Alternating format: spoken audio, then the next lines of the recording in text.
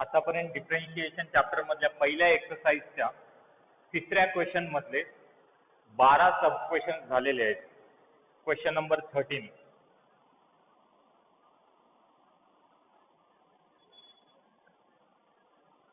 log of under root 1 minus cos 3x divided by 1 plus cos 3x. log of under root 1 minus cos 3x whole divided by 1 plus cos 3x. हे problem पण आपण मागच्या question सारखं solve करू शकता, जे की या प्रॉब्लेमच्या आधीचा क्वेश्चन सॉल्व केल्या. इथं त्या पद्धतीनं जायची आपल्याला विशेष गरज नाही. ट्रिग्नॉमेट्री फॉर्म्युले पुट केल्यानंतर हे फंक्शन जे आहे ते सोपं होऊन जाते. ट्रिग्नॉमेट्रीचे फॉर्म्युले आहेत 1 मायनस कॉस के थीटा 1 प्लस कॉस के थीटा चे 11वी मधून आपण शिकले आहेत. Let y equal to log of under root 1 minus cos 3x whole divided by 1 plus cos 3x. आपल्याकडे एक फॉर्म्युला आहे 1 minus cos k theta 1 minus cos k theta जर असेल तर त्या जागी आपण लिहू शकता 2 sin square k theta divided by 2. इथं जे टर्म आहे कॉसच्या अँगल मध्ये त्याची हाफ अँगल इथं अराइज होते साइन स्क्वेअरच्या अँगल मध्ये. आणि तेच जर 1 प्लस कॉस के थीटा जर असेल त्या जागी आपण लिहू शकता 2 cos square K theta divide by 2. 1 minus cos के थीटा असेल तर त्या जागी आपण लिहू शकता 2 sin स्क्वेअर के थीटा बाय 2. आणि 1 प्लस कॉस के थीटा जर असेल तर त्या जागी लिहू शकता 2 cos स्क्वेअर के थीटा बाय 2. हे होईल y equal to log of under root 1 minus cos 3x या जागी येईल 2 sin square 3x divide by 2 whole divide by 1 plus cos 3x या जागी येईल 2 cos square 3x divide by 2.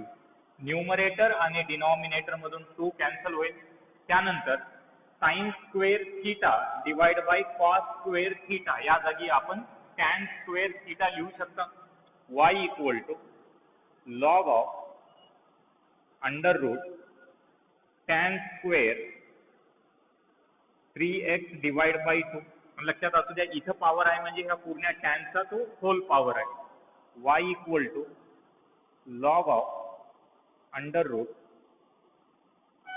tan in angle 3x divided by 2 whole square. Square root आणि whole square काय होईल cancel. आपल्याकडे जे टर्म उरायला आहे आता ते आहे log of tan 3x divided by 2. आता आपण याचा डिफरन्शिएशन घेऊ. differentiate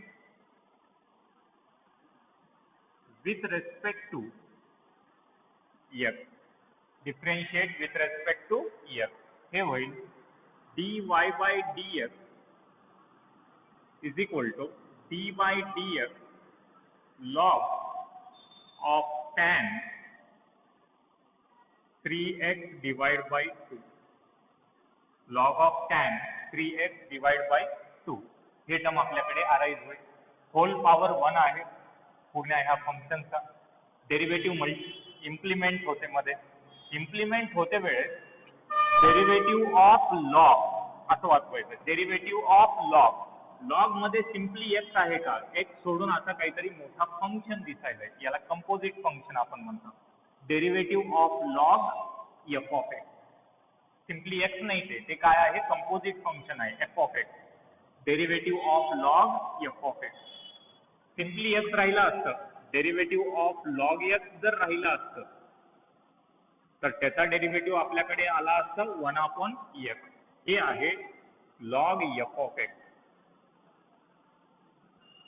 याचा डेरिव्हेटिव्ह येईल 1 upon f of x into derivative of f of x. Log f of x का derivative 1 upon f of x into derivative of f of x. हे होईल 1 upon f of x into derivative of f of x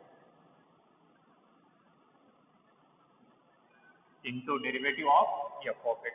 आता जेव्हा मी f of x चा derivative solve करायला येतो, derivative of tan clearly लक्षात द्या, डेरिवेटिव ऑफ tan च्या अँगल मध्ये सिम्पली x आहे का, साधा x आहे का, एक सोडून त्याच्यासोबत काही 3/2 कॉन्स्टंट मल्टिप्लिकेशन मध्ये आहे, याला अजून आपल्याला f of x म्हणावं लागेल. डेरिवेटिव ऑफ ते जर साधं tan x असतं, tan x जर राहिला असतं तर त्याचा डेरिवेटिव आपल्याला मिळाला असतं sec square x. tan x चा डेरिवेटिव आपल्याला मिळाला असतं sec square x. हे tan x नाही, हे आहे tan f of x. याचा डेरिवेटिव येईल sec square f of x into derivative of f of x. tan f of x चा डेरिवेटिव येईल sec square f of x into derivative of f of x. हे होईल sec square f of x into derivative of f of x whole divided by tan 3x by 2. आता जेव्हा 3x by 2 चा derivative solve करायला याचा answer काय येते, answer येते 3/2. कसं येईल ते बघा, डेरिवेटिव ऑफ 3x by 2 हे काय आहे, कॉन्स्टंट मल्टिप्लाइड बाय व्हेरिएबल. 3/2 काय आहे, कॉन्स्टंट. ते डेरिवेटिव्हच्या आपण बाहेर ठेवू. सेपरेट कॉन्स्टंट असलं तर डेरिवेटिव्ह 0 येते, एवढं लक्षात असू द्या. But constant multiplied by variable असेल तर कॉन्स्टंट बाहेर ठेवून व्हेरिएबलचा आपण डेरिवेटिव्ह सॉल्व करतात. व्हेरिएबल आहे x, त्याचा derivative with respect to x ते येईल 1. 3/2 into 1 that is 3/2. म्हणजे 3x/2 चा डेरिवेटिव्ह येईल 3/2. मीनवाईल मी sec square 3x/2 ला 1 upon cos square 3x/2 असं लिहू शकतो. म्हणजे साइन आणि कॉस मध्ये या टर्मला समोर रिप्रेझेंट करू शकता आपण. tan 3x/2 ला tan थीटा ला आपण sin थीटा आपण cos थीटा म्हणू शकता. हे होईल sin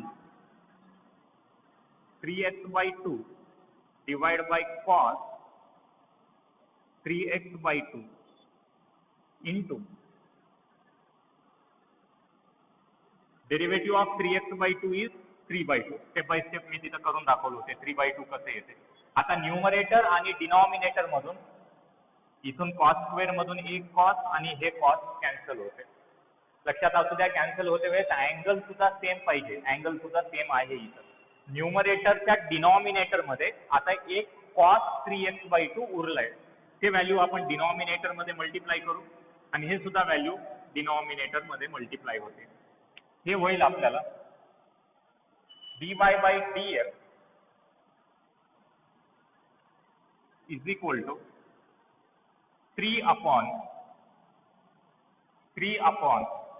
twice of sin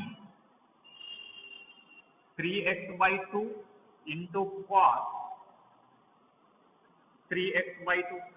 3 upon twice of sin 3x/2 cos 3x/2. आता आपल्याला एक फॉर्म्युला आहे, double angle formula sin 2 theta. sin 2 theta equal to येईल 2 sin theta into cos theta. आता इथे जे व्हॅल्यू आहे तशी किंमत इथे अवेलेबल आहे. हे बघा 2 sin theta into cos theta, या जागी आपण sin 2 थीटा लिहू शकता. हे होईल dy by dx is equal to 3 upon sin 2 theta. 2 theta म्हणजे इथं जे अँगल आहे त्याचा डबल 2 theta sin 2 theta. 2 आणि डिनॉमिनेटर मधला 2 कॅन्सल होते, इथं उरेल 3x. 3 upon sin 3x. आपल्याला एक फॉर्म्युला आहे 1 upon sin theta जर असेल तर त्याला आपण cosec theta लिहू शकता. हे होईल dy by dx is equal to 3 cosec theta, that is 3 cosec 3f. हे आपलं फायनल आन्सर असेल. चला लिहून घ्या.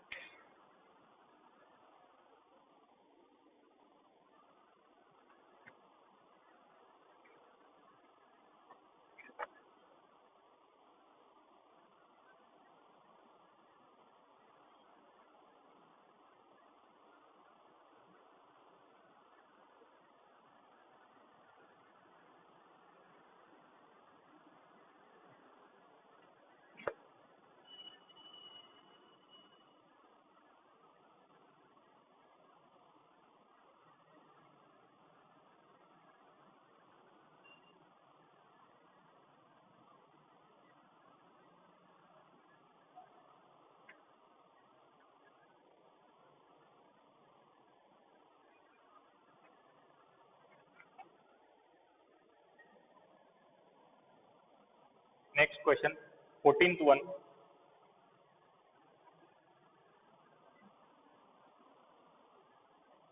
Log of under root 1 plus cos